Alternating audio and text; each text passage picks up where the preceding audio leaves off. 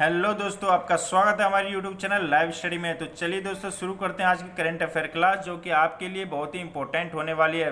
विभिन्न प्रतियोगी परीक्षाओं को ध्यान में रखते हुए ये क्लास बनाई गई है। तो दोस्तों इसके बिल्कुल ना कीजिएगा, पूरा वीडियो अवश्य देखिएगा।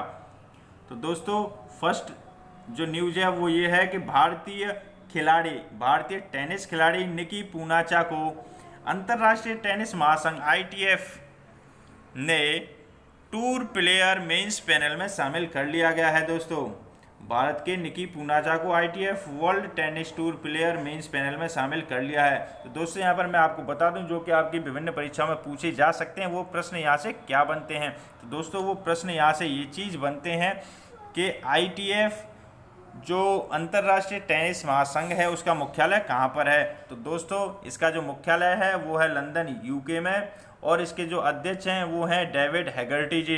तो दोस्तों ये सब चीज़ आप नोट डाउन करते रहिए।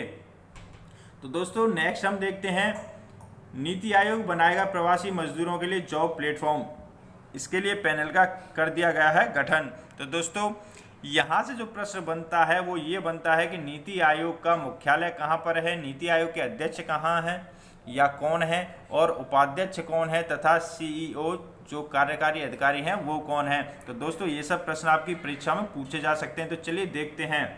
दोस्तों नीति आयोग का मुख्यालय नई दिल्ली में है, और इसके जो अध्यक्ष हैं वो है नरेंद्र मोदी जी, और इसके मुख्य कार्यकारी अधिकारी यानी कि CEO जो हैं वो हैं अमिताभ कांत जी, तथा नीति आयोग के उपाध्यक्ष हैं राजीव कुमार जी। तो दोस्तों वीडियो अच्छी लग रही हो वीडियो तो लाइक अवश्य कीजिएगा, अधिक से अधिक करिएगा शेयर।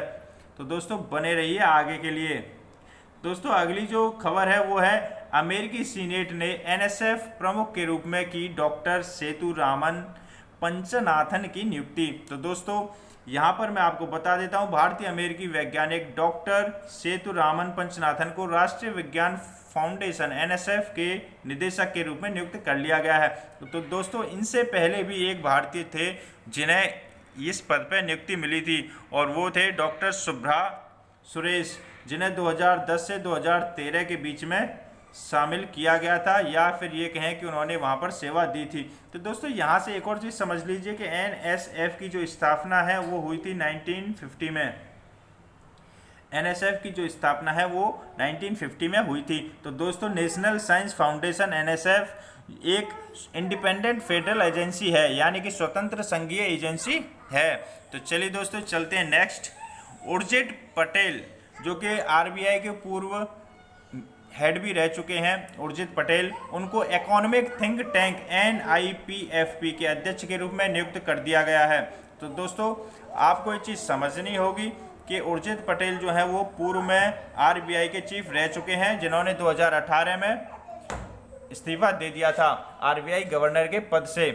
तो चलिए दोस्तों नेक्स्ट देखते हैं, केंद्रीय मंत्री ने R&D पोर्टल सत्यभामा लॉन्च किया है। तो दोस्तों सत्यभामा जो लॉन्च किया है उसका काम क्या है। दोस्तों ये है, केंद्रीय कोयला खान और संसदीय मामलों के मंत्री प्रहलाद जोशी ने R&D portal science and technology योजना को फॉर आत्मनिर्भर Bharat in mining advancement Satyabhama. तो दोस्तों ये कोयले की खदान में माइनिंग के लिए है। तो दोस्तों यहाँ से क्या होगा, पूरी जानकारी जो है ऑनलाइन साझा की जाएगी सभी प्रकरण, ताकि कोई भी घोटाला या किसी प्रकार की हेराफेरी ना हो सके। तो दोस्तों अगली खबर देखते हैं हम, विजय खंडूजा होंगे जिम्बाब्वे में भारत के नए राजदूत। तो दोस्तों जिम्बाब्वे के अंदर भारत के नए राजदूत के रूप में चुना गया है विजय खंडूजा जी को। तो दोस्तों यहाँ पर मैं आपको बता देता हूँ, जो कि बहुत ही इम्पोर्टेंट है, वो ये है कि जिम्बाब्वे की जो मुद्राएं हैं वो क्या हैं, संयुक्त राष्ट्र अमेरिकी का डॉलर USA डॉलर जो है वही जिम्बाब्वे की मुद्रा के रूप में चलता है। और दोस्तों इसकी राजधानी है वो है हरारे।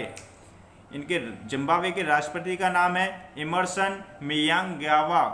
तो दोस्तों ये सब चीज़ें बहुत ही इंपॉर्टेंट है, नोट डाउन करते रहिए, आपकी अगली परीक्षाओं में अवश्य आने वाली हैं। तो दोस्तों नेक्स्ट देखते हैं, विश्व बैंक ने बांग्लादेश के लिए मंजूर की 1.05 बिलियन अमेरिकी डॉलर की राशि।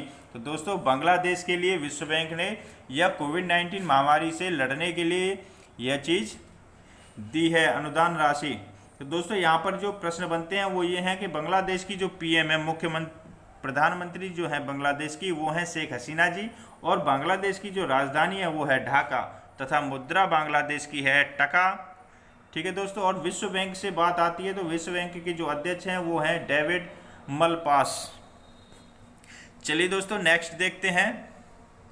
एक्जिम बैंक ने निकारागुआ की सरकार के लिए विस्तारित की $20.10 मिलियन की LOC। तो दोस्तों लाइन ऑफ क्रेडिट जो है वो जारी कर दी गई है भारत सरकार की ओर से। यहाँ पर समझना है आपको, भारत सरकार की ओर से export import bank of India Exim bank जो है द्वारा $20.10 मिलियन अमेरिकी डॉलर की लाइन ऑफ क्रेडिट को निकारागुआ गणराज्य की सरकार के लिए विस्तारित किया गया है। तो दोस्तों यह भी वहाँ की जो कोविड-19 से लड़ने के लिए या फिर महामारी से लड़ने के लिए वहाँ को हेल्प की गई है, वहाँ की सरकार को। तो दोस्तों यहाँ पर मैं आपको बता देता हूँ कि यह भारत सरकार की ओर से दी गई हेल्प है एक तरीके से।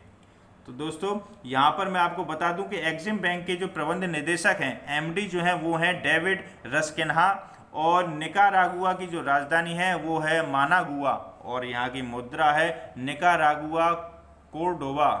तो दोस्तों ये सब चीज़ आप नोट डाउन करते रहिए, वीडियो को स्लो करके सुनिए और इसको नोट डाउन करते रहिए, क्योंकि यह नेक्स्ट जो भी एग्ज़ाम होने वाले हैं उनमें अवश्य पूछी जाएगी, क्योंकि यहाँ पर भारत ने हेल्प की गई है किसी दूसरे गणराज्य को। तो ये प्रश्न अवश्य ही इम्पोर्टेंट हो सकता है। तो दोस्तों नेक्स्ट है, फ्रांस ने भारत की कोविड-19 प्रतिक्रिया को बढ़ावा देने के लिए 200 मिलियन यूरो के ऋण समझौते पर किए हस्ताक्षर। तो दोस्तों फ्रांस ने भारत की कोविड-19 प्रतिक्रिया को बढ़ावा देने के लिए 200 मिलियन यूरो की ऋण को समझौते पर हस्ताक्षर कर दिए हैं। तो दोस्तों यहाँ से आपको समझना होगा कि फ्रांस के जो राष्ट्रपति हैं वो हैं इमैनुअल मैक्रोन, और राजधानी फ्रांस की है पेरिस। तो चलिए दोस्तों अगली देखते हैं। नीति आयोग देश में शुरू करेगा डिकार्बोनाइजिंग ट्रांसपोर्ट इन इंडिया परियोजना। तो दोस्तों नीति आयोग भारत में अंतर्राष्ट्रीय परिवहन फोरम ITF के सहयोग से डिकार्बोनाइजिंग ट्रांसपोर्ट इन इंडिया परियोजना का शुभारंभ करेगा। तो दोस्तों यहाँ पर आपको समझना पड़ेगा कि अंतर्राष्ट्रीय परिवहन मंच के महासचिव जो हैं वो हैं युवा टाइकिम, और नीति आयोग के जो CEO हैं वो हैं अमिताभ कांत जी। तो दोस्तों नेक्स्ट देखते हैं, प्रकाश जावड़ेकर जो कि हमारे केंद्रीय सूचना एवं प्रसारण मंत्री जो हैं, उन्होंने कान फिल्म मार्केट 2020 में वर्चुअल इंडिया पवेलियन का उद्घाटन किया है दोस्तों, जिसमें कान फिल्म महोत्सव में भारत की भागीदारी की शुरुआत हो चुकी है। ई उद्घाटन के दौरान मंत्री ने अंतर्राष्ट्रीय फिल्म बरादरी को भारत में फिल्म की शूटिंग करने और विश्व बाजार में इनकी बिक्री करने के लिए आमंत्रित किया है। तो दोस्तों यहाँ पर ये बहुत ही इम्पोर्टेंट खबर है, इसको आप नोट डाउन करिए, क्योंकि ये कान फिल्म महोत्सव से जुड़ी हुई खबर है।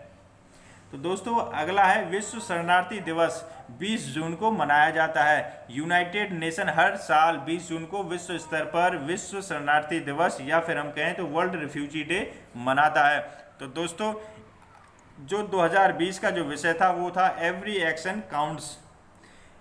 दोस्तों ये प्रश्न इस तरीके से पूछा जाता है कि इस बार विश्व शरणार्थी दिवस का जो 2020 का जो विषय था वो क्या था। तो आपको ये ध्यान रखना पड़ेगा कि एवरी एक्शन काउंट्स।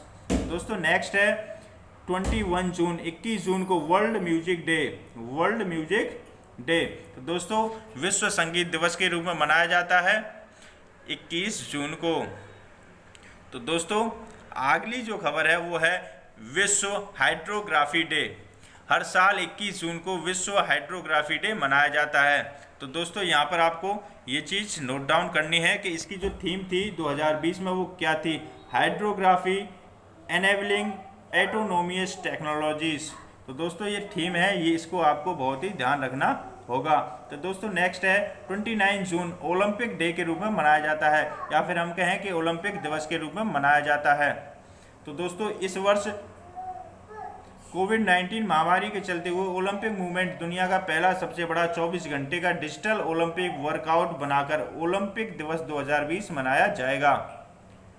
तो दोस्तों नेक्स्ट है अंतर्राष्ट्रीय विधवा दिवस, जो कि 23 जून को ही मनाया जाता है, इंटरनेशनल विडोस डे। तो दोस्तों इस चीज़ को भी आप बहुत ही इम्पोर्टेंट है और ध्यान में रखिएगा। तो दोस्तों नेक्स्ट है संयुक्त राष्ट्र लोक सेवा दिवस। तो दोस्तों प्रत्येक वर्ष 23 जून को संयुक्त राष्ट्र लोक सेवा दिवस मनाया जाता है।